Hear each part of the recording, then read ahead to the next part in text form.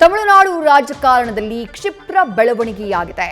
ತಮಿಳುನಾಡಿನಲ್ಲಿ ಮುಖ್ಯಮಂತ್ರಿಯಾಗಿ ವಿಜಯ್ ಅಧಿಕಾರ ಸ್ವೀಕಾರ ಮಾಡಿದ್ದಾಯಿತು. ಈಗಾಗಲೇ ತಮಿಳುನಾಡಿನಲ್ಲಿ ಅಧಿವೇಶನ ನಡೀತಾ ಇದೆ.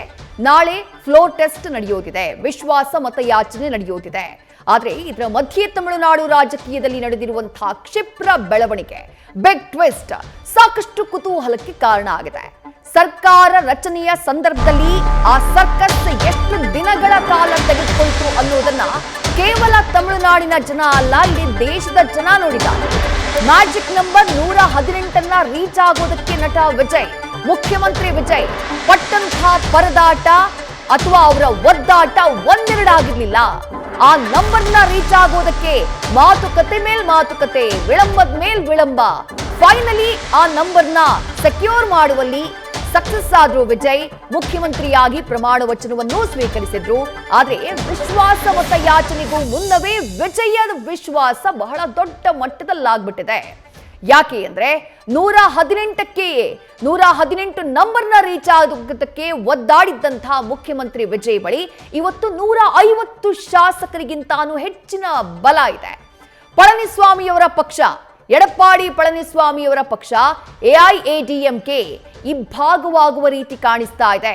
ಮತ್ತೊಂದು ಕಡೆ ಫೋರ್ಜರಿ ಆರೋಪವನ್ನ ಮಾಡಿದ್ದಂಥ ಎಎಂಎಂಕೆ, ಆ ಪಕ್ಷದ ಶಾಸಕ, ಏಕೈಕ ಶಾಸಕ ಯೂಟರ್ನ್ ಅನ್ನ ಹೊಡೆದಿದ್ದಾರೆ.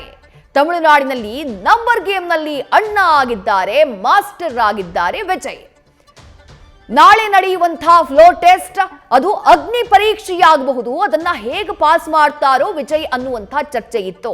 ಯಾಕಂದ್ರೆ ಅವ್ರ ಜೊತೆ ಮೈತ್ರಿಗೆ ಬಂದಿರುವಂತಹ ಅಷ್ಟೂ ಪಕ್ಷಗಳು ಡಿಎಂಕೆ ಮೈತ್ರಿಕೂಟದಲ್ಲಿದ್ದಂತಹ ಪಕ್ಷಗಳು, ಅದರಲ್ಲೂ ಕಾಂಗ್ರೆಸ್ನ ಹೊರತುಪಡಿಸಿದಂತೆ ಉಳಿದ 4 ಪಕ್ಷಗಳು ತಮ್ಮ ಬೆಂಬಲವನ್ನ ಘೋಷಣೆ ಮಾಡೋ ಮುನ್ನ ಡಿಎಂಕೆ ಜೊತೆ ಮಾತುಕತೆಯನ್ನ ಮಾಡಿಕೊಂಡು ಸಮ್ಮತಿಯನ್ನ ಪಡ್ಕೊಂಡು ಬಂದಿದ್ರು. ಈಗಲೂ ಅವರದ್ದು ಬಾಹ್ಯ ಬೆಂಬಲ ಮಾತ್ರ.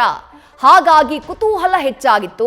ಏನಾಗ್ಬಿಡುತ್ತೋ ಏನೋ ಅನ್ನುವಂಥ ಆತಂಕ ಇತ್ತು. ಆದ್ರೆ ತಮಿಳುನಾಡು ರಾಜಕಾರಣದಲ್ಲಿ ಯಾರೂ ಊಹಿಸಿರದ ಬೆಳವಣಿಗೆ ನಡೆದು ಹೋಗಿದೆ. 118ಕ್ಕೆ ಒದ್ದಾಡ್ತಾ ಇದ್ದಂತಹ ವಿಜಯ್ ಬಳಿ ಈಗ 150ಕ್ಕೂ ಹೆಚ್ಚು ಶಾಸಕರ ಬೆಂಬಲ ಇದೆ. ಹಾಗಾದ್ರೆ 150ಕ್ಕೂ ಹೆಚ್ಚು ಶಾಸಕರ ಬೆಂಬಲ ಸಿಕ್ಕಿದ್ದು ಹೇಗೆ? ನ್ಯೂಸ್ ಫಸ್ಟ್, ನಿರ್ಭೀತಿಯಿಂದ ನಿಮ್ಮ ಪರವಾಗಿ.